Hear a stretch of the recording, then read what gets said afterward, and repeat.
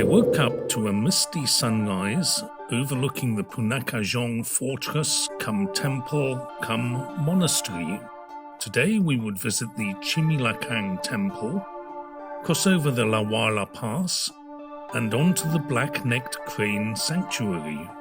You can see the different colors of the male and female rivers as they met at the Punakajong, dark blue and a lighter blue.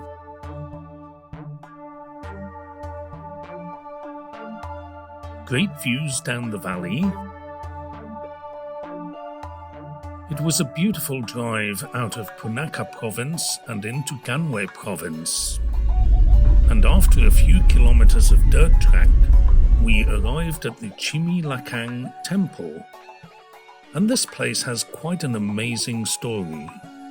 This is explained at the entrance to the temple, but let me paraphrase. One of the stranger welcome signs I've seen, but there's a lot of strange things here. This is the village near the fertility temple. Quite a place. If you look at the wall art, it's absolutely astonishing. Mary Whitehouse certainly wouldn't have approved, but the myth or the history of the temple is fascinating. More about that in a few moments. Chimilakang, the Temple of Fertility. That's where we're going this morning.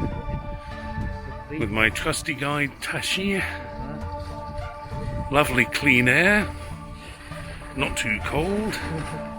And somebody else has seen the little camera. There you go. You see yourself? It's a great little gadget. Makes for great movies. Lam Drukpa Kunli, who lived from 1455 to 1570, which incidentally would have made him 115 years old when he died, was an enlightened Buddhist master. Devotees fondly call Drukpa Kunli the Divine Madman because of his non-conventional and somewhat outrageous style of teaching. Apparently, he used his phallus as a flaming thunderbolt weapon.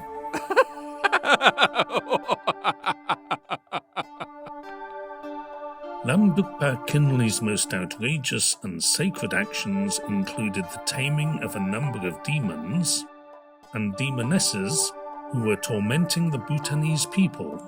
He subjugated the infamous and much-feared demoness of Dochula, and buried her on the mound where Chimilakang was built.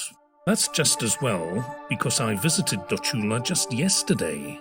The temple is a fertility temple, and childless couples from around the world come to pray that they will be able to conceive. This strange ritual involves walking around the temple 3 times, and the lady has a large wooden phallus on her head. Tashi showed me the phallus and explained that the ritual used to involve a stone phallus, but that was too heavy. There is a photograph album inside the temple, which is full of photographs of young couples beaming with newly born babies. The slightly spooky thing is that they are all called Kinley, an anglicization of Kernley. So if you know anybody called Kinley, maybe you should ask if their parents have ever visited Bhutan.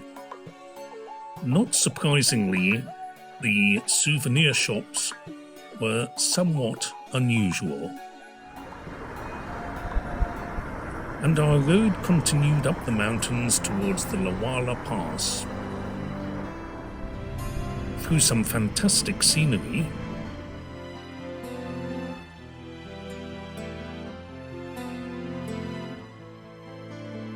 and soon it was time for lunch and coffee again.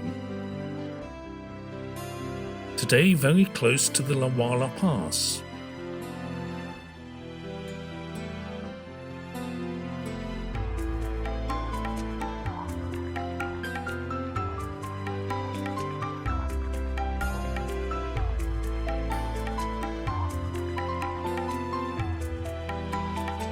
The afternoon journey gave us yet more spectacular views of the Bhutanese Himalayan range.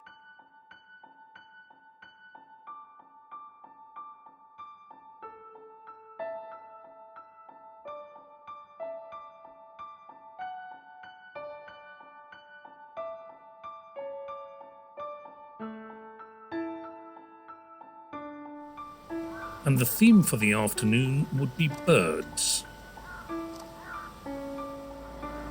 First, it was majestic eagles circling on the currents.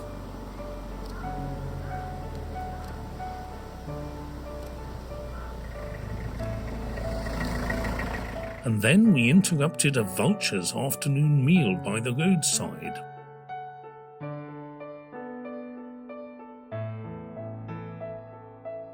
Before arriving at the Pojika Valley Black-Necked Crane Sanctuary.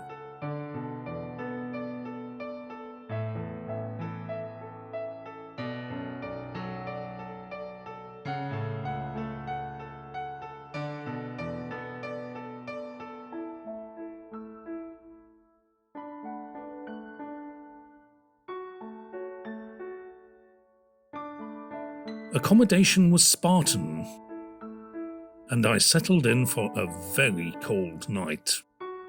But it's been a great trip so far. Pleasant evening ahead.